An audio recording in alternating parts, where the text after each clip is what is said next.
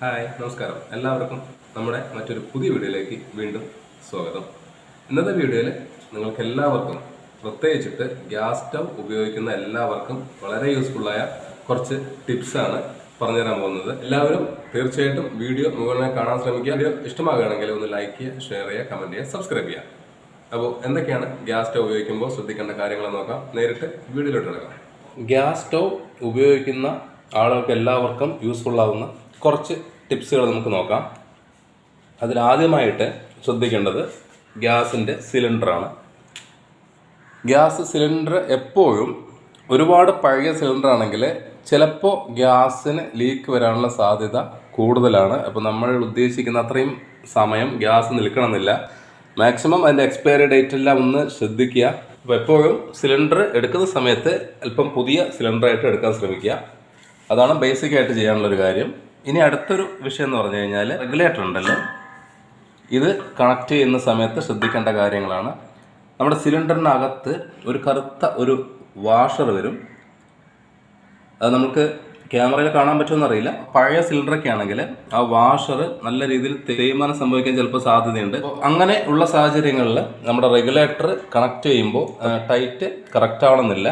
എപ്പോഴും ശ്രദ്ധിക്കേണ്ട ഒരു കാര്യം, എവിടെ നിന്നാണ് ലീക്കേജ് ഉള്ളതെന്ന് ആദ്യം കണ്ടുപിടിക്കണം. അതിനുശേഷം മാത്രമേ നമ്മളതിനുള്ള പരിഹാരം കണ്ടുപിടിക്കാൻ പറ്റൂ.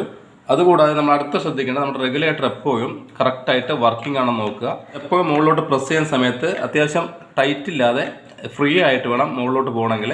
അതുപോലെ തന്നെ നമ്മുടെ ഈ നോബും കറക്റ്റായിട്ട് റൊട്ടേറ്റ് ചെയ്യേണ്ടോ എന്നും കൂടി നോക്കുക. ഇതൊക്കെ ബേസിക് ആയിട്ടുള്ള കാര്യങ്ങളാണ്. പുതിയതായിട്ട് ഉപയോഗിക്കുന്ന ആരെങ്കിലും ഉണ്ടെങ്കിൽ ഇതൊക്കെ ഒന്ന് ശ്രദ്ധിക്കുക. സിലിണ്ടറിന് അടുപ്പിലോട്ട് കണക്ട് ചെയ്യുന്ന ട്യൂബ് എപ്പോഴും നമ്മൾ ചെക്ക് ചെയ്തുകൊണ്ടിരിക്കണം. എന്തെങ്കിലും ചെറിയൊരു ക്രാക്ക് ഉണ്ടെങ്കിൽ തന്നെ നമുക്കതിലൂടെ ലീക്ക് വരാനുള്ള സാധ്യതയുണ്ട്.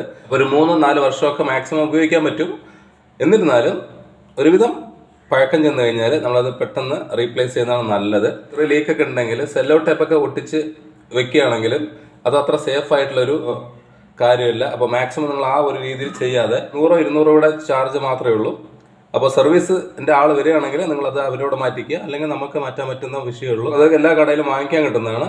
ഇത് നമ്മൾ പ്രസ് ചെയ്യുന്നതിന് എന്തെങ്കിലും ചെറിയ ടൈറ്റ് വല്ലതും ഉണ്ടെങ്കിൽ എന്തെങ്കിലും ചെറിയ ലൂബ്രിക്കൻ്റ് ആയിട്ടുള്ള എന്തെങ്കിലും ഐറ്റം വെച്ച് നമ്മൾ ജസ്റ്റ് ഒന്ന് ഇട്ട് കൊടുത്താൽ മാത്രം മതി. അപ്പോൾ ഒരുപാട് ഉപയോഗിക്കരുത്. അതിനുശേഷം കറക്റ്റായിട്ട് റെഗുലേറ്റർ ഇടുക. അപ്പോൾ നമുക്ക് ഈ നോബ് ഓപ്പൺ ചെയ്യുന്ന സമയത്ത് അറിയാൻ പറ്റും കറക്റ്റായിട്ടാണോ റെഗുലേറ്റർ ഇട്ടിരിക്കുന്നതെന്നുള്ളത്. അതാണല്ലേ പെർഫെക്റ്റ് ആയിട്ട് തിരിയുന്നുണ്ട്. ഇനി ഒട്ടുമിക്ക പേർക്ക് ഉള്ളൊരു സംശയമാണ് ഗ്യാസ് സിലിണ്ടറിൽ എത്രമാത്രം ഗ്യാസ് ബാലൻസ് ഉണ്ടെന്നുള്ളത്. നമ്മളിപ്പോൾ ഡേറ്റ് ഒക്കെ എഴുതി വെക്കും. ഒരു മാസം ചിലപ്പോൾ 1.5 മാസമൊക്കെ നിൽക്കുന്ന ഗ്യാസ് നമുക്ക് ഏകദേശം കാൽക്കുലേറ്റ് ചെയ്ത് പറയാൻ പറ്റും. പക്ഷെ കറക്റ്റായിട്ട് നിങ്ങൾക്ക് അറിയണമെങ്കിൽ ഒരു സിമ്പിൾ ഐഡിയ ഉണ്ട്. നമ്മൾ ഈ രീതി ചെയ്യുകയാണെങ്കിൽ നമുക്ക് കറക്റ്റ് എത്ര അളവിന് ഗ്യാസ് സിലിണ്ടറിൽ ബാലൻസ് ഉണ്ടെന്ന് നോക്കാം. ഒരു തുണി എടുത്തതിന് ശേഷം നമുക്ക് വെള്ളത്തിലൊന്ന് മുക്കുക. അതിനുശേഷം ഇതുപോലെ ഒന്ന് മാർക്ക് ചെയ്ത് കൊടുക്കുക. പുതിയ സിലിണ്ടർ ആണെങ്കിലും നിങ്ങൾക്ക് ഈ ഒരു രീതിയിൽ സിലിണ്ടറിൽ ഫുള്ള് ഗ്യാസ് ഉണ്ടോ എന്ന് മനസ്സിലാക്കാൻ പറ്റും. ഇതുപോലെ ചെയ്തതിന് ശേഷം അതൊന്ന് ഒരു 10 മിനിറ്റ് ഒന്ന് ജസ്റ്റ് ഒന്ന് ഉണങ്ങുന്നത് വരെ ഒന്ന് വെയിറ്റ് ചെയ്യാം. ഒരു 10 മിനിറ്റ് ശേഷം നമുക്ക് നോക്കുകയാണെങ്കിൽ നമ്മുടെ ഈ ഒരു ഭാഗം വെള്ളം അതുപോലെ തന്നെ ഉണ്ട്, മേൽഭാഗത്തോട്ട് നല്ല രീതിയിൽ ഉണങ്ങിയിട്ടുണ്ട്. അപ്പോൾ ഇതാണ് ഏറ്റവും സിമ്പിളായിട്ടൊരു വഴി. അപ്പോൾ ഗ്യാസ് എത്ര ബാലൻസ് ഉണ്ടോ അതുവരെ വെള്ളത്തിൻ്റെ അംശം ഉണങ്ങാതെ നിൽക്കും. ഗ്യാസ് ഇല്ലെങ്കിൽ പെട്ടെന്ന് വെള്ളം ഉണങ്ങുന്നതാണ്. അപ്പോൾ ഇവിടെ ഇത്രയോളം ഗ്യാസ് ബാലൻസിൻ്റെ കാരണം എന്ന് വെച്ചിട്ട് 1.5 മാസത്തോളം ആയി. നമ്മളത് പൊന്തിച്ചൊക്കെ നോക്കി കഴിഞ്ഞാലും കറക്റ്റായിട്ടൊന്നും അളവ് അറിയണമെന്നില്ല. അപ്പോൾ അതാണ് ഏറ്റവും സേഫ് ആയിട്ടുള്ള ഏറ്റവും എളുപ്പത്തിൽ ചെയ്യാൻ പറ്റുന്ന രീതി. മെയിനായിട്ട് ലീക്കേജ് ഉണ്ടാവുന്ന ഒരു സ്ഥലം എന്ന് പറഞ്ഞു കഴിഞ്ഞാൽ ബർണറിൻ്റെ ഈ ഒരു ഭാഗത്താണ്. കാരണം നമുക്ക് എന്ത് സാധനങ്ങൾ വെച്ച് തിളച്ച് പൊങ്ങി പുറത്തോട്ട് വന്നാലും ആദ്യം ആവുന്ന ഒരു സ്ഥലം എന്ന് പറഞ്ഞു കഴിഞ്ഞാൽ ഇതുപോലെ ബർണറാണ്. എപ്പോഴും ബർണർ നല്ല രീതിയിൽ ക്ലീൻ ചെയ്യുക.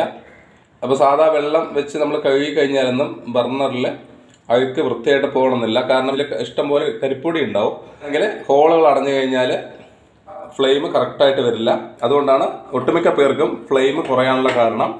ഗ്യാസ് സ്റ്റവ് ക്ലീൻ ചെയ്യുന്നതിന് പോലെ തന്നെ ഇമ്പോർട്ടൻ്റ് കൊടുക്കേണ്ടതാണ് ഗ്യാസിൻ്റെ ബർണർ ക്ലീൻ ചെയ്യുന്നതിന്. അപ്പോൾ ഗ്യാസ് എങ്ങനെയാണ് നമ്മൾ കറക്റ്റായിട്ട് ക്ലീൻ ചെയ്യേണ്ടതെന്നുള്ള 2 ടിപ്പുകൾ ഇന്നത്തെ വീഡിയോയിൽ കാണിക്കുന്നുണ്ട്. നമുക്ക് ഗ്യാസിൻ്റെ ഫ്ലെയിം ഇപ്പോൾ എങ്ങനെയുണ്ടെന്ന് നോക്കാം. അതിനുശേഷം ക്ലീൻ ചെയ്തതിന് ശേഷം ബാക്കി നമുക്ക് അതിൻ്റെ വ്യത്യാസം നോക്കാം. ഗ്യാസ് ഫുള്ളായിട്ട് കത്തിച്ചിട്ടുണ്ട്. പക്ഷേ എന്നിരുന്നാലും ഗ്യാസ് അത്ര പെർഫെക്റ്റ് ആയിട്ട് ഉള്ള ഫ്ലെയിം നമുക്ക് കിട്ടുന്നില്ല. അപ്പോൾ ഈ അടുപ്പിലാണ് നമ്മുടെ മെയിൻ ആയിട്ടുള്ള പ്രശ്നം. ആദ്യം ക്ലീൻ ചെയ്തിട്ട് നമ്മൾ നല്ല രീതിയിലുള്ള ഫ്ലെയിം ആക്കി എടുക്കാൻ പറ്റുമോ നോക്കാം. അപ്പോൾ നിങ്ങളുടെ വീട്ടിലും ഫ്ലെയിം ഇതുപോലെ കുറവാണെങ്കിൽ തീർച്ചയായിട്ടും ഈ ഒരു ടിപ്പ് പരീക്ഷിക്കുകയാണെങ്കിൽ നിങ്ങൾക്ക് നല്ല രീതിയിലുള്ള വ്യത്യാസം ഉണ്ടാവും. അതോ ഒരു മാസം ഉപയോഗിക്കുന്ന ഗ്യാസ് ലീക്കൊന്നും ഇല്ലെങ്കിൽ നിങ്ങൾക്ക് 2-3 മാസം വരെയൊക്കെ ഈസി ആയിട്ട് ഉപയോഗിക്കാൻ പറ്റും. ഗ്യാസ് സ്റ്റൗ ഒന്ന് മറച്ചു വെച്ചിട്ടുണ്ട്. കാരണം ഇതാണ് ഗ്യാസ് സിലിണ്ടറിൽ നിന്നും നമുക്ക് ഗ്യാസിൻ്റെ അടുപ്പിലോട്ട് ഗ്യാസ് കണക്ട് ചെയ്യാൻ വേണ്ടി വെച്ചിരിക്കുന്ന പൈപ്പ്. അപ്പോൾ ഈ ഒരു പോർഷനിലൂടെയാണ് നമുക്ക് അടുപ്പിലോട്ട് ഗ്യാസ് വരുന്നത്. ഈ ഒരു ഭാഗത്ത് എന്തെങ്കിലും കരടുണ്ടെങ്കിൽ നല്ല ചെറിയ ഹോളാണ്. ആ കരട് നമ്മൾ ജസ്റ്റ് ഒന്ന് മാറ്റുകയാണെങ്കിൽ നല്ല രീതിയിൽ ബ്ലോക്ക് ഇല്ലാതെ തന്നെ ഗ്യാസ് അടുപ്പിലോട്ട് വരും. അപ്പോൾ അറിയാത്തവർ ആരെങ്കിലും ഉണ്ടെങ്കിൽ തീർച്ചയായിട്ടും ഇതൊന്ന് ക്ലീൻ ചെയ്ത് കൊടുക്കുക. ചെറിയൊരു സേഫ്റ്റി പിൻ എടുത്തതിന് ശേഷം നമുക്ക് ഇതിൻ്റെ ഒരു ഭാഗത്ത് ഇതുപോലെ ഒന്ന് കുത്തി കൊടുത്താൽ മതി. ചെറിയ ഹോളാണ്, ശ്രദ്ധിച്ചിട്ട് വേണം നമ്മൾ ചെയ്യണമെങ്കിൽ. അപ്പോൾ ഈ ഒരു രീതിയിൽ നിങ്ങൾ ചെയ്ത് കഴിഞ്ഞാൽ നമുക്ക് ഇതിൻ്റെ ഹോളിൽ നല്ല കരടുണ്ടെങ്കിൽ ഈസി ആയിട്ട് മാറ്റാൻ പറ്റും. ഈ ഒരു ഭാഗത്തൊന്നും പൊട്ടലൊന്നും ഇല്ലെങ്കിൽ ഈ ഒരു രീതിയിൽ മാത്രമേ ഗ്യാസ് ലീക്ക് ആവാനുള്ള സാധ്യതയുള്ളൂ. അത് ഉപയോഗിക്കുമ്പോൾ പൈപ്പെല്ലാം തുരുമ്പ് അടിക്കാനുള്ള സാധ്യതയുണ്ട്. നമ്മൾ ഇടയ്ക്കിടയ്ക്ക് ക്ലീൻ ചെയ്തെടുക്കുക. പഴയ സ്റ്റവൊക്കെ ഉപയോഗിക്കുന്നവർക്കാണ് ഏറ്റവും ബുദ്ധിമുട്ട്. പുതിയ സ്റ്റവിലൊന്നും ഇത്ര പ്രശ്നങ്ങൾ വരാറില്ല. ഇനി നമുക്ക് ചെയ്യാനുള്ളത് ഗ്യാസിൻ്റെ ബർണർ ക്ലീൻ ചെയ്യുന്ന ഒരു പ്രൊസീജിയറാണ്. അത് എങ്ങനെയാണ് പ്രോപ്പറായിട്ട് ക്ലീൻ ചെയ്യുക എന്നുള്ളത് നമുക്ക് നോക്കാം. ബർണർ ക്ലീൻ ചെയ്തെടുക്കാൻ വേണ്ടി നമ്മൾ സൊല്യൂഷൻ ഉണ്ടാക്കാൻ പോവാണ്. അതിന് നമുക്ക് ആദ്യം ഉപയോഗിക്കുന്നത് നമ്മുടെ വീട്ടിൽ ഉപയോഗിക്കുന്ന ഡിഷ് വാഷിൻ്റെ ലിക്വിഡ്. ഡിഷ് വാഷ് ഒഴിച്ചതിന് ശേഷം നമുക്ക് വേണ്ടത് ഒരു നാരങ്ങയുടെ ഫുള്ളൊന്നും വേണ്ട, നമുക്ക് ചെറിയൊരു പീസ് നാരങ്ങ എടുത്ത് ജസ്റ്റ് ഇതുപോലെ നാരങ്ങയുടെ നീരൊന്ന് ഒഴിച്ചു കൊടുക്കാം. ഇനി അടുത്ത ഇമ്പോർട്ടൻ്റ് ഒരു ഐറ്റമാണ് കോൾഗേറ്റ്. കുറച്ച് കോൾഗേറ്റിൻ്റെ പേസ്റ്റും കൂടെ ഇതിലോട്ട് ഒഴിച്ചു കൊടുക്കാം. ഇത് നന്നായിട്ടൊന്ന് മിക്സ് ചെയ്ത് കൊടുക്കാം. പേസ്റ്റ് നിങ്ങൾക്ക് ഏത് കളർ വേണമെങ്കിൽ ഉപയോഗിക്കാം കേട്ടോ. വൈറ്റ് ആണെങ്കിൽ കുറച്ചുകൂടെ നല്ലതാണ്. ഇനി ഇതിലോട്ട് നമ്മൾക്ക് ക്ലീൻ ചെയ്യാനുള്ള ബർണർ ഇട്ട് കൊടുക്കാം. ഒരു അരമണിക്കൂറോളം ഇതൊന്ന് മാറ്റി വയ്ക്കുക. അതിനുശേഷം നമുക്കിതിൻ്റെ വെള്ളത്തിൻ്റെ ഈ സൊല്യൂഷൻ്റെ കളർ കണ്ടാൽ തന്നെ മനസ്സിലാവും, അത്രമാത്രം ഡാർക്കായിരിക്കും. കാരണം ഇതിലെല്ലാ അഴുക്കുകളും നമുക്ക് ഈ വെള്ളത്തിലോട്ട് അബ്സോർബ് ആയിട്ടുണ്ടാവും. ഇതല്ലാതെ വേറെ ഒരു സൊല്യൂഷൻ കൂടിയുണ്ട്. ആ ഒരു സൊല്യൂഷൻ കൂടി ഞാനൊന്ന് ഈ വീഡിയോയിൽ കാണിച്ചു തരാം. അടുത്ത ഒരു സൊല്യൂഷന് വേണ്ട ഇൻഗ്രീഡിയൻ്റ് എന്തൊക്കെയാണെന്ന് വെച്ച് കഴിഞ്ഞാൽ അതിൽ നമ്മൾ ചേർക്കാൻ പോകുന്ന വിനീഗറാണ്. നമ്മുടെ സാധാ വൈറ്റ് വിനീഗർ. കുറച്ച് വിനീഗർ ഒഴിച്ചു കൊടുക്കാം. ഇനി നമ്മൾ ചേർക്കാൻ പോകുന്നത് മഞ്ഞൾപ്പൊടി. ഒരു നുള്ള മഞ്ഞൾപ്പൊടിയും കൂടെ ഇതിലോട്ടൊന്ന് ഇട്ട് കൊടുക്കാം. ബർണർ ക്ലീൻ ആക്കാൻ ഏറ്റവും നല്ലൊരു ഐറ്റമാണ് മഞ്ഞൾപ്പൊടി എന്ന് പറയുന്നത്. അതിലോട്ട് നമ്മളൊരു നുള്ള് ബേക്കിംഗ് സോഡയും കൂടെ ഇട്ട് കൊടുക്കണം. അപ്പം നന്നായിട്ടൊന്ന് മിക്സ് ചെയ്യുക. അപ്പോൾ നമ്മളിതാ ഒരു ബർണർ ഈ ഒരു മിക്സിലിട്ട് വെച്ചിട്ടുണ്ട്. ഏകദേശം ഇപ്പോൾ തന്നെ കളറ് നല്ല രീതിയിൽ ബ്ലാക്ക് ആയിട്ടുണ്ട് ആ സൊല്യൂഷൻ്റെ. അപ്പോൾ ഈ ഒരു സൊല്യൂഷനിലോട്ട് നമ്മൾ അടുത്ത ഒരു ബർണറും കൂടെ ഇട്ട് കൊടുക്കുകയാണ്. അപ്പോൾ ഇതും ഇതുപോലെ ഒരു അരമണിക്കൂറോളം മാറ്റി വയ്ക്കുക. നമ്മൾ ബർണർ പാത്രത്തിൽ നിന്ന് മാറ്റിയിട്ടുണ്ട്. നോക്കി എത്രമാത്രം കരിപ്പൊടികളാണ് ഈ സൊല്യൂഷനിൽ വന്നിരിക്കുന്നത് നോക്കിയാൽ ക്ലിയർ ആയിട്ട് മനസ്സിലാവും. അപ്പോൾ ഇനി ഇതൊന്ന് സാധാ വെള്ളത്തിൽ നമുക്കൊന്ന് വാഷ് ചെയ്തെടുക്കാം. ഇതുപോലെ തന്നെ ധാരാളം കരിപ്പൊടികളുണ്ട്. ബർണർ നമ്മൾ സാധാ വെള്ളത്തിലൊന്ന് വാഷ് ചെയ്തെടുക്കുകയാണ്. ഈ രീതിയിൽ നിങ്ങൾ ചെയ്യുകയാണെങ്കിൽ തീർച്ചയായിട്ടും ഗ്യാസ് ലീക്ക് ഉള്ളത് പൂർണ്ണമായിട്ട് പരിഹരിക്കാം. 3-4 മാസം വരെയെല്ലാം ഗ്യാസ് നമുക്ക് ഉപയോഗിക്കാനും പറ്റും. ഇനി ഇത് നല്ല രീതിയിൽ ഉണങ്ങിയതിന് ശേഷം മാത്രമേ നമ്മൾ കണക്ട് ചെയ്യാൻ പറ്റൂ. അല്ല വെള്ളത്തോടെ വെച്ച് കഴിഞ്ഞാൽ പൂർണ്ണമായിട്ട് നല്ല രീതിയിൽ കത്തില്ല. അപ്പോൾ ഇത് ഉണങ്ങിയതിന് ശേഷം നമുക്കൊന്ന് കത്തിച്ച് നോക്കാം. ഒരു സിമ്പിൾ ടിപ്പ് പറഞ്ഞുതരാം. നമുക്ക് പല സാധനങ്ങൾ ഇതുപോലെ കുക്ക് ചെയ്യുന്ന സമയത്ത് നമുക്ക് അതുപോലെ കറകളെല്ലാം വരാനുള്ള സാധ്യതയുണ്ട്. അപ്പോൾ ഇതുപോലെ നമ്മൾ ഗ്യാസ് സ്റ്റവ് ക്ലീൻ ചെയ്യാൻ സാധാ വെള്ളം ഉപയോഗിച്ചിട്ടാണ് പൊതുവെ എല്ലാവരും ക്ലീൻ ചെയ്യുക. പക്ഷേ അതിനേക്കാളും നീറ്റായിട്ട് അതുപോലെ തന്നെ നല്ല ഷൈനിങ് ആയിട്ട് ക്ലീൻ ചെയ്യാൻ പറ്റുന്ന ഒരു ഐറ്റം കൊണ്ട് നമുക്കൊന്ന് ക്ലീൻ ചെയ്തെടുക്കാം. ഏറ്റവും ഉപയോഗപ്രദമായ ഒരു ഐറ്റമാണ് വിനീഗർ. ഓരോ തുള്ളി വിനീഗർ നമുക്ക് ഗ്യാസ് സ്റ്റവിൻ്റെ ഈ ഭാഗത്തൊക്കെ ഒന്ന് ഒഴിച്ചു കൊടുക്കാം കേട്ടോ. അതിനുശേഷം ഒരു തുണി എടുത്തിട്ട് വിനീഗറും കൊണ്ട് ഇതുപോലെ ഒന്ന് തുടച്ചു കൊടുത്തു കഴിഞ്ഞാൽ കറയാണെങ്കിലും അല്ലെങ്കിൽ എണ്ണയുടെ പാടാണെങ്കിലും ഈസി ആയിട്ട് നമുക്ക് മാറ്റിയെടുക്കാൻ പറ്റും. ഇതുണ്ടല്ലേ, ഇല്ല, നീറ്റ് ആൻഡ് ക്ലീൻ ആയിരിക്കും. യാതൊരു തര പാടുകളും ഉണ്ടാവില്ല. ഇനി അടുത്തതായിട്ട് നമ്മൾ ചെയ്യേണ്ടത് ഗ്യാസ് സ്റ്റോവിൽ ഉണ്ടാകുന്ന അടുത്തൊരു മെയിൻ പ്രശ്നം എന്ന് പറഞ്ഞാൽ ഉറുമ്പിൻ്റെ ശല്യങ്ങളൊക്കെയാണ്. അപ്പോൾ അതിന് നമ്മൾ ഉറുമ്പ് പൊടിയൊന്നും ഉപയോഗിക്കാൻ പാടില്ല കിച്ചൺ ആയതുകൊണ്ട്. അപ്പോൾ കുറച്ച് ഇതുപോലുള്ള പൗഡറും കൂടെ ഒന്ന് ക്ലീൻ ചെയ്തതിന് ശേഷം ഇട്ട് കൊടുത്തു കഴിഞ്ഞാൽ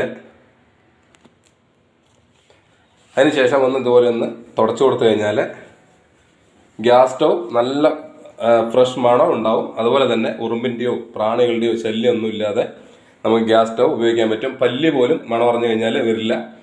അപ്പോൾ പൗഡർ നമുക്ക് മുഖത്ത് ഉപയോഗിക്കാൻ മാത്രമല്ല ഇതുപോലുള്ള ചെറിയ ചെറിയ കാര്യങ്ങൾക്കും ഉപയോഗിക്കാവുന്ന ഒരു ഐറ്റമാണ്. ഈ ഒരു ബർണറായിരുന്നു നമ്മുടെ കംപ്ലൈൻറ്റ് ഉണ്ടായിരുന്നത്. അപ്പോൾ നമ്മളിതാ ഒന്ന് തീ ഒന്ന് കൂട്ടി കൊടുക്കുകയാണ്. ഒന്ന് സ്ലോ ആക്കി നോക്കാം. അപ്പോൾ ഓൾമോസ്റ്റ് നല്ല രീതിയിൽ കത്താൻ തുടങ്ങിയിട്ടുണ്ട്. ബ്ലൂ കളറുള്ള ഫ്ലെയിം വരികയാണെങ്കിൽ ഗ്യാസിന് യാതൊരു കംപ്ലൈൻറ്റും ഇല്ല. അപ്പോൾ നമുക്ക് ഗ്യാസ് സ്റ്റവ് ഒന്ന് ഓഫ് ചെയ്യാം.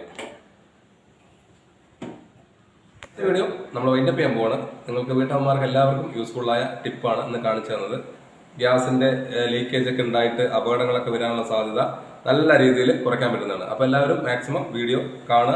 ആവശ്യമുള്ള ആർക്കെങ്കിലും ഉണ്ടെങ്കിൽ ഒന്ന് ഷെയർ ചെയ്ത് കൊടുക്കുക. അപ്പോൾ അടുത്ത വെറൈറ്റി ടിപ്സുമായി കാണുന്നവരേക്കും വീണ്ടും ബൈ.